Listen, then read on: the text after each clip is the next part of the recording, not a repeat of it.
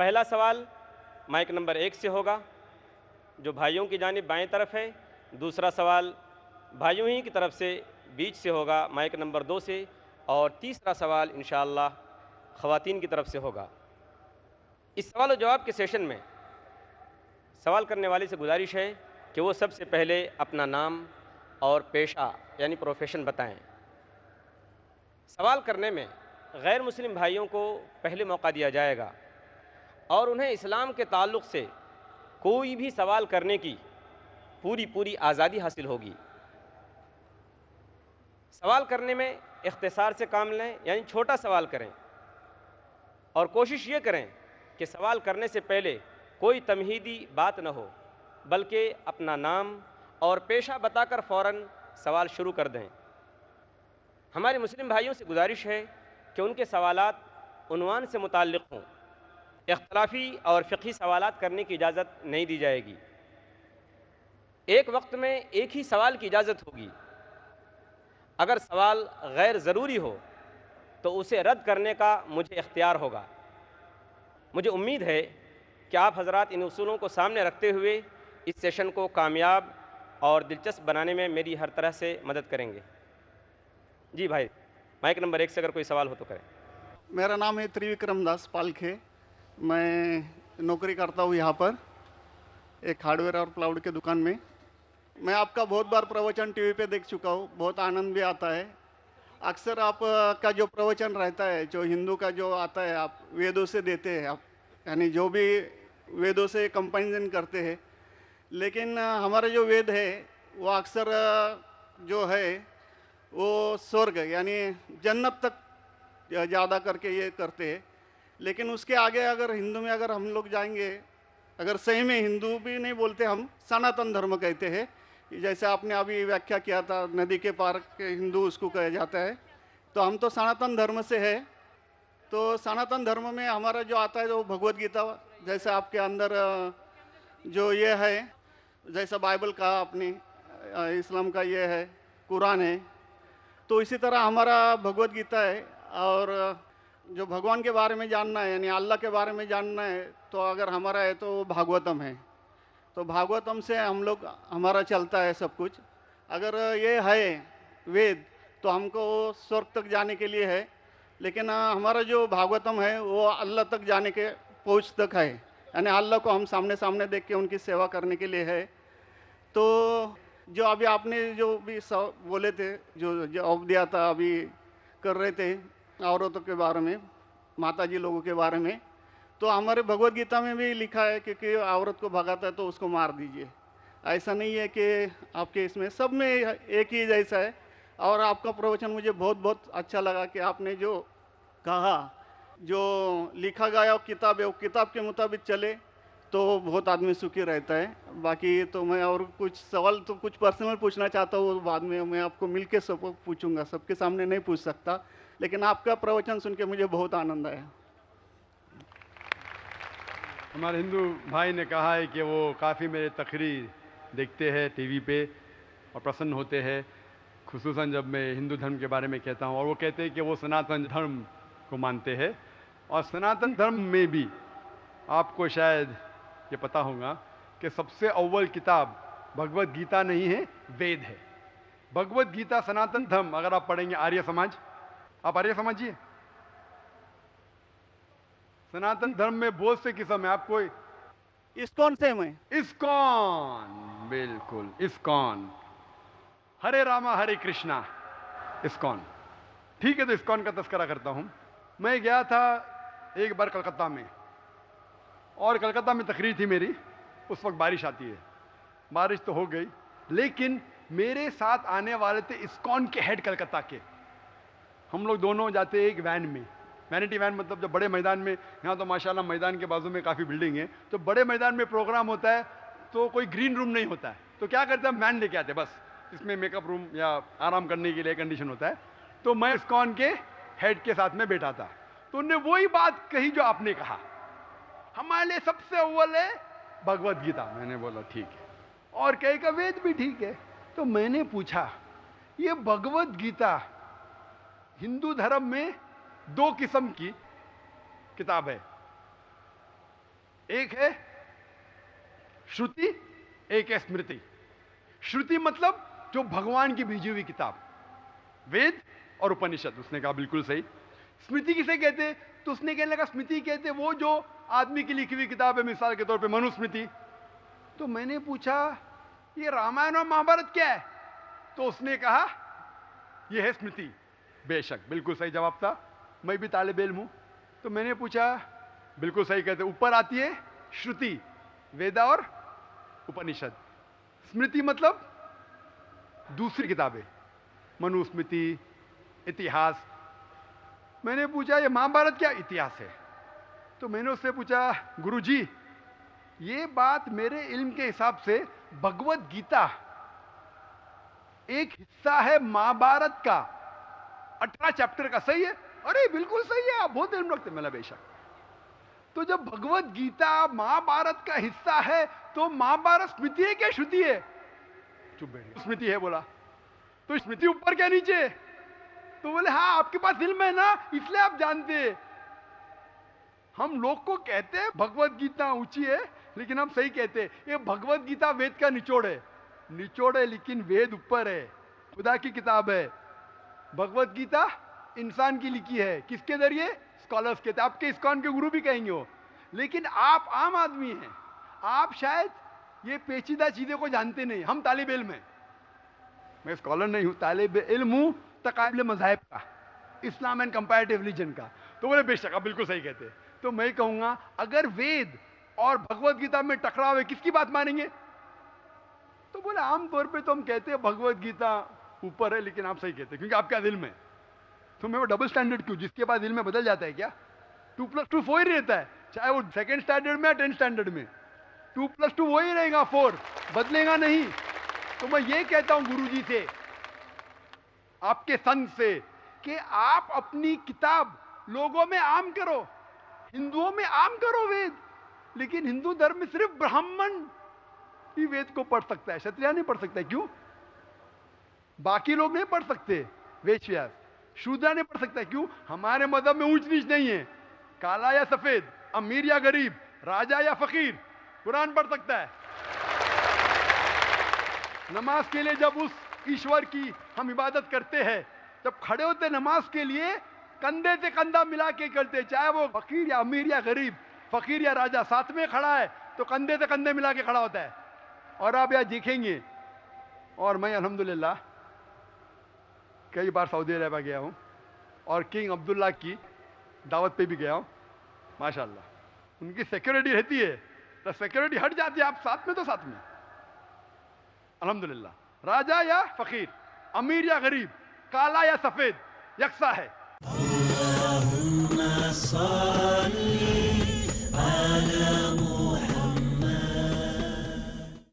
कुरान की आयात को रसूल की हर बात को मोमिन ही समझता है ज़कात के अहकामात को। इस्लाम ने इसको किस कदर अहमियत दी है, कौन कौन सी खैरखाई है जो खाई है। डॉक्टर मोहम्मद हम्माद लखवी जो इस्लाम ज़कात के जरिए करता है। ज़कात की बड़ी अहमियत है ताकि एक मुसलमान का सारा माल अल्लाह ताला के यहाँ पाक तसव्वुर हो। माल की पाकी और हिफाजत के लिए, मुसलमानों की तरक्की के लिए, ईमान की पुख्तगी के लिए। ज़कात से अच्छे खसाइल पैदा होते हैं, सखावत है, इंसानियत के साथ हमदर्दी है। ज़कात की अदायगी जरूरी है मोमिनाना जिंदगी के लिए। ज़कात अल्लाह ताला ने जो आयत की है, हाफिज सलाहुद्दीन यूसुफ, तो वो टैक्स नहीं है, ये एक इबादत है। जानिए उस अहम इबादत का मकसद जिससे संवर जाएंगे मुसलमानों के हालात। अहकाम ज़कात कल रात 7:30 बजे और दोबारा रात 2:30 बजे इंडिया में पीस टीवी उर्दू पर।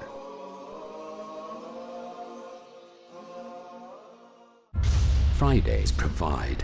In Britain, we are facing one big problem, that are you Muslim or British? The space to talk. In India, back home, they ask, are you a Muslim first or Indian first? And we Muslims should know how to reply, how to turn the tables over. The place to knock. Why Trinity cannot be regarded in that sense, Father, Son and Holy Spirit? the opportunity to ask. But even if we agree that what the Christians say, that he was crucified, so if Jesus Christ, peace be upon him, died for 3 days, who controlled the world? That means even God died? The freedom to unmask. So there are various ways which we can prove the argument to be wrong. Let's meet Dr. Zakir. आज रात 8 बजे और दोबारा सुबह 10 बजे India में piece TV Urdu पर। गुमराहियों से मिलती है उस शख्स को नजात, शब रोज जो गुजारता है आलिमों के साथ। कुरान मजीद हमारी जिंदगी की, हमारी ईमान की रूह है। बेराह रवि से छुटकारा, चाहे वो अकीदा हो, चाहे वो अखलाक हो, चाहे मुआमलात हो। शाइस्तगी और सलीके वाली बेशुमार बातें। बंदे मोमिन का कल्ब हर तरह की आलाइश से पाक हो। यही काम मोमिन को क़यामत तक करना है। बेहतरीन मालूमात का हुसूल, उलमा के साथ सीखिए जिंदगी गुजारने के उसूल। ज़्यादा से ज़्यादा अपने आप को कुरान से करीब रखना और सुन्नत से नज़दीक रखना। कि रसूल अकरम सल्लल्लाहु अलैहि वसल्लम हर वक्त ज़िक्र इलाही से अपनी ज़ुबान तर रखा करते थे। हर अच्छी चीज़ मारिफत इलाही का ज़रिया बन जाती है। अगर जिंदगी होगी बामकसद तो लम्हा लम्हा होगा खुशनुमा। महफिले उलमा आज शाम 6 बजे और दोबारा रात 12:30 बजे इंडिया में पीस टीवी उर्दू पर।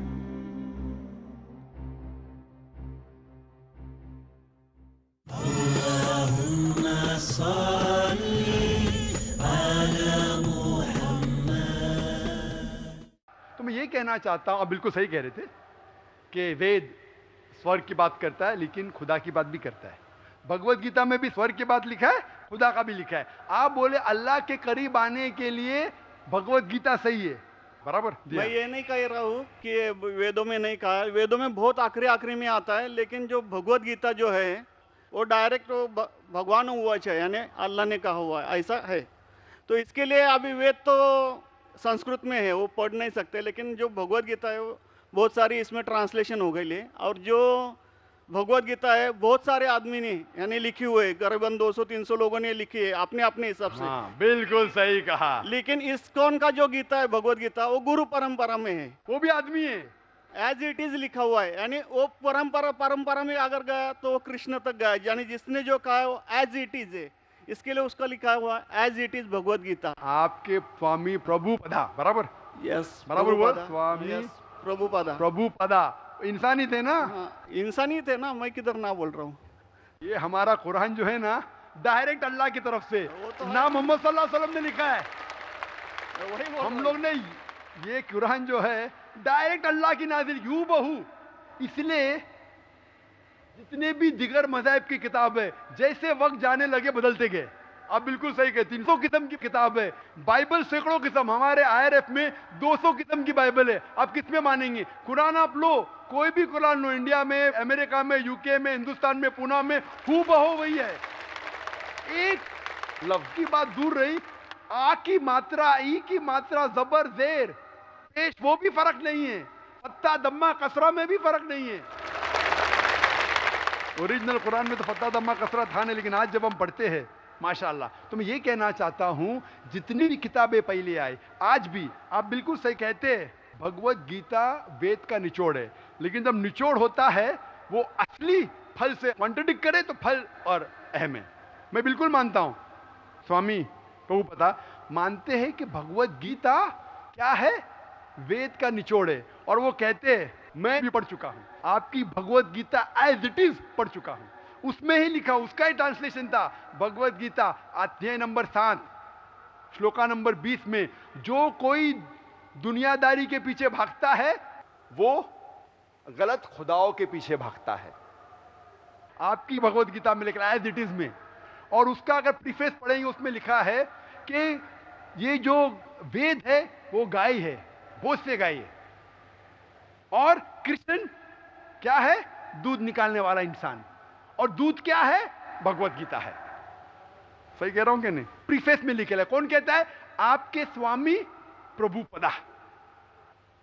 मुझे उसका ट्रांसलेशन पसंद है। अक्सर हमारे वहां भी माशाअल्लाह 50 से ज्यादा भगवत गीता है। मैं लेकिन स्वामी प्रभुपदा की गीता को पसंद करता हूं, अच्छी गीता है, इसीलिए मैं प्रीफेस कह रहा हूं। लेकिन उसमें भी लिखा हुआ है, उसके अंदर भी वो निचोड़े वेद का निचोड़ है, लेकिन निचोड़ मतलब नहीं कि असल फल को गाय को छोड़ देंगे, गाय चले जाएंगी तो दूध क्या करेंगे आप? गाय रहेंगी तो दूध मिलते रहेगा ना, दूध को लेंगे गाय को मार देंगे, दूध आपका खत्म हो जाएगा। भाई गाय को जिंदा रखो, रोज दूध लो, बराबर के नहीं? दूसरे बच्चे पैदा करेंगे गाय, लेकिन तो गाय को मत छोड़िए। इससे हमें पता लगता है, उसमें लिखा हुआ है, आपके वेद में लिखा हुआ है कि और एक पैगंबर आने वाला है।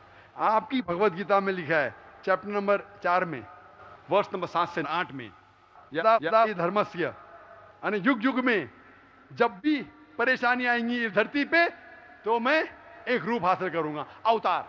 अवतार की सही मानी आपको मिलेगा वेद से, उसमें पता चलता है जिसे हम कहते हैं पैगंबर, आखिरी पैगंबर, आखिरी अवतार कौन है? कल के अवतार। अगर आप भगवत गीता में मानते, अगर आप वेद में मानते, आपको आखिरी अवतार कल के अवतार में मानना ही पड़ेगा, फिर ही आप कह सकते मैं असल भक्त हूं भगवत गीता का। वो तो है ही, आपने जो बताया कल के अवतार तो आने वाला तो ही है, मानते कल के अवतार में आने वाला है। आ चुका है। और उसमें लिखा था कल के अवतार की मां के नाम क्या है? सुमति। सुमति की मानी अमन, अरबी में कहते हैं आमिना।